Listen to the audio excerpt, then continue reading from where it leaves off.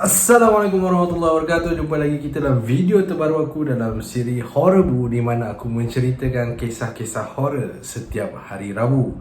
Pertama sekali aku nak ucapkan terima kasih banyak-banyak kepada korang semua yang masih lagi sudi untuk menonton video aku. Dan kepada sesiapa yang masih belum subscribe channel aku ni, sila tekan butang subscribe di bawah. Dan jangan juga lupa untuk menekan butang loceng supaya korang mendapat notifikasi setiap kali aku upload video yang terbaru. Jadi, untuk siri Horror Bu kali ni, aku nak kongsikan dengan korang satu kisah tentang lebuh raya. Ini dikatakan antara lebuh raya yang terseram di Malaysia. Lebuh raya ni menghubungkan jalan dari Kuala Lumpur ke negeri-negeri pantai timur. So aku rasa korang dah boleh macam teka lah kan, agak-agak lebuh raya mana satu aku nak sebut kan. Dan lebuh raya ni juga popular dengan cerita Volkswagen kuning yang berhantu. So kalau sebut Volkswagen kuning ni confirm korang dah tahu. So inilah dia cerita tentang lebuh raya terseram di Malaysia, Lebuh Raya Karak.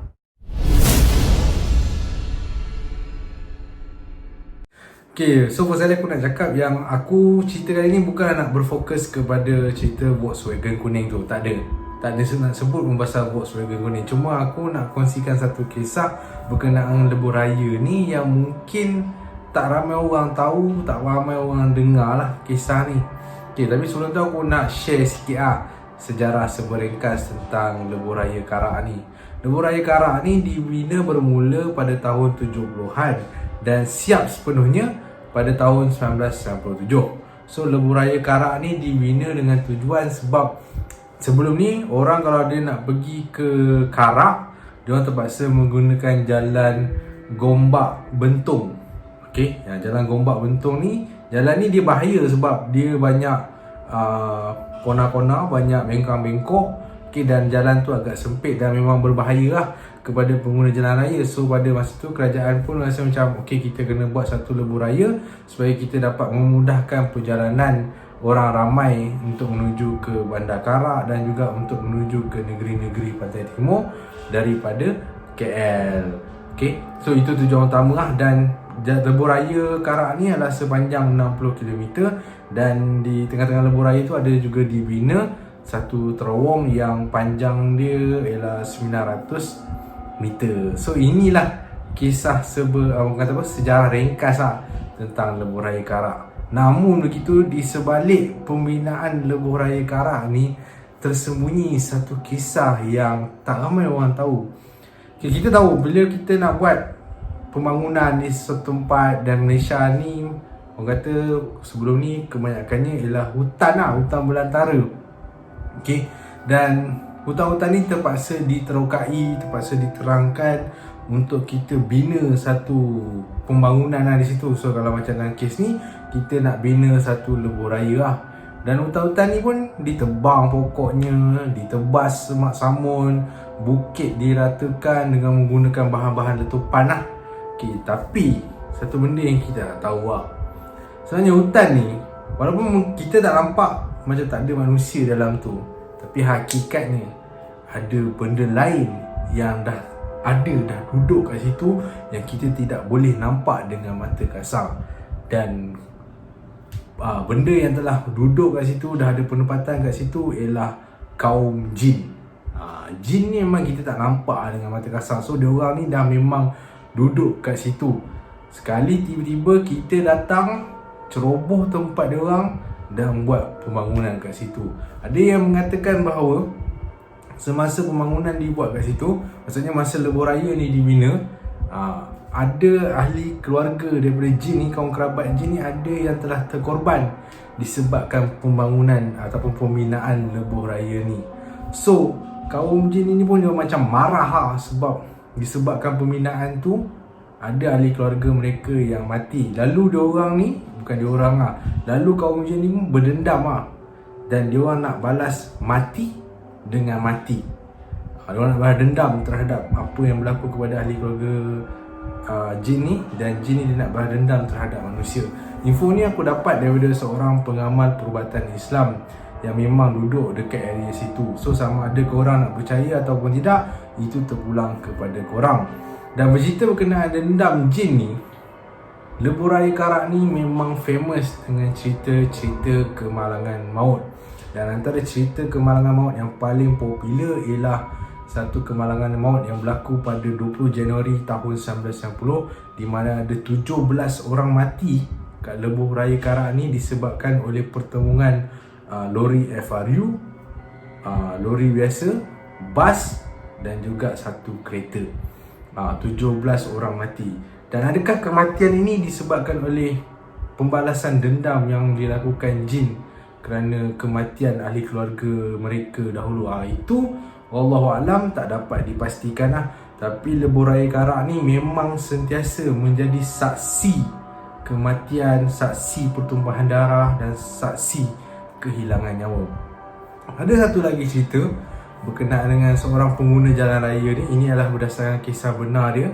Dia kata satu hari tu di dalam perjalanan melalui Lebuh Raya Karak nak pergi ke Terengganu. Masa dia bawa kereta tu, dalam tu ada ahli keluarga dia yang lain. Sedang bawa kereta. Masa dia bawa kereta ni, ada dekat Lebuh Raya ni, kawasan dia, lane dia memang ada kereta kiri kanan. Kemudian lane yang menuju daripada pantai timur ke Kuala Lumpur pun ada kereta. Banyak macam biasa trafik macam biasa. Masa dia bawa kereta ni siang dia bawa kereta, sekali tiba-tiba dia menyedari ada kabus mengelilingi kereta dia. Kabus mengelilingi kereta dia. Masa tu kenderaan terakhir yang dia nampak ialah satu Pajero di belakang dia. Dan itu sebelum kabus tu mengelilingi kereta dia. Dan bila kabus tu dah mengelilingi kereta dia, saat tu diorang dah pengguna jalan raya ni dah tak nampak apa-apa kenderaan pun, kosong. Tiba-tiba jadi kosong, lane dia kosong, lane belah sana tu pun kosong. Memang dia tak nampak apa-apa. Dan sedang dia drive ni, tiba-tiba kereta dia dirempuh dari belakang. Memang ada bunyi kuat, bam. Dan pelanggaran tu menyebabkan kereta pengguna jalan raya ni tersasar ke kanan. Bila tersasar ke kanan, kereta dia telah langgar dengan divider dan menyebabkan dia terseret. Dia terseret sepanjang divider tu, seret. Dan dia cuba nak kilas balik ke kiri, tapi masa tu dia rasa steering tu macam terkunci. Bila steering terkunci, dia cuba. Dan selepas beberapa ketika barulah dia boleh pusingkan balik dia punya steering. Dan barulah dia boleh bawa kereta dia macam biasa. Dan masa tu anak dia tengok kat belakang. Anak dia kata tak ada apa-apa kenderaan pun kat belakang. Dan bila dia orang berhenti ke RNR berhampiran, selepas beberapa ketika kabus pun hilang. Dan tiba-tiba kenderaan ada banyak seperti biasa balik. Padahal masa kabus tu ada, kereta dia seorang je ada. Tapi bila kabus dah tak ada, baru dia orang nampak kereta yang lain. Dan bila dia orang berhenti ke RNR, dia orang cek belakang, tengok kesan kemek tu macam tak setimpal dengan bunyi rempuhan masa dia orang kena langgar tu. So persoalan tu, benda yang jadi persoalan sekarang ni, satu benda yang misteri ialah tentang apa benda yang telah langgar kereta pengguna jalan raya tu sampai dia boleh terlanggar kat divider tu. Dan kesan rempuhan tu pun tak kuat mana pun. So adakah memang ada orang kata kaum jin yang memang cuba untuk membalas dendam terhadap apa yang telah berlaku kepada mereka semasa Lebuh Raya ni dibina, Lebuh Raya Karak ni dibina. So sebenarnya apa yang aku cuba nak sampaikan ialah kita ni tak boleh buat assumption yang hanya kita manusia saja yang hidup kat dunia ni. Kat dunia ni memang ada makhluk-makhluk lain selain berhaiwan ke, ada makhluk-makhluk lain yang kita tak dapat lihat dengan mata kasar kita, iaitu makhluk-makhluk gaib ni. Diorang sendiri pun memang ada penempatan diorang, dan kita pun tak boleh sesuka hatinya untuk masuk kat kawasan diorang dan buat macam kita punya sendiri memang ada orang tak ada geran tanah ke apa semua dan sebagainya kan. Tapi adalah cara yang sepatutnya kita guna pakai untuk kita meneroka masuk ke kawasan yang memang dah jadi kawasan penempatan jin, kaum jin yang hutan tu memang dia punya pot, memang dia punya lokasi.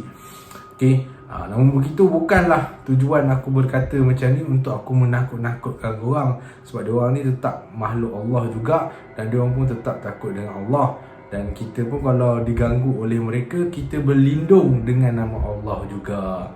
Okay, cuma kita kena ada rasa hormat, menghormatilah sesama makhluk Allah ni. Dan tak bolehlah buat sesuka hati. Walaupun kalau korang gunakan lebuh raya karak ni, orang kata sentiasa berwaspada dan berhati-hati. Tak semestinya kat lebuh raya karak juga, kat lebuh raya lain yang lebuh raya lain pun sama juga. Aku rasa kita tetap kena berwaspada, berhati-hati. Dan kalau kita rasa tempat tu macam keras, kita bacalah ayat-ayat yang sebagai pelindung diri. Contohnya macam ayat kursi. Okay, so aku rasa setakat tu saja perkongsian aku tentang kisah seram di lebuh raya karak ni, yang mungkin jarang orang dengar, yang biasa orang dengar pasal bawa serga kuning. Dan kalau korang suka dengan cerita aku ni, jangan lupa untuk klik thumbs up dan jangan lupa untuk klik butang subscribe. Okay, kita jumpa lagi esok dalam video aku dalam kisah seram netizen pula. Okay, kita jumpa esok. Okay, Assalamualaikum warahmatullahi wabarakatuh.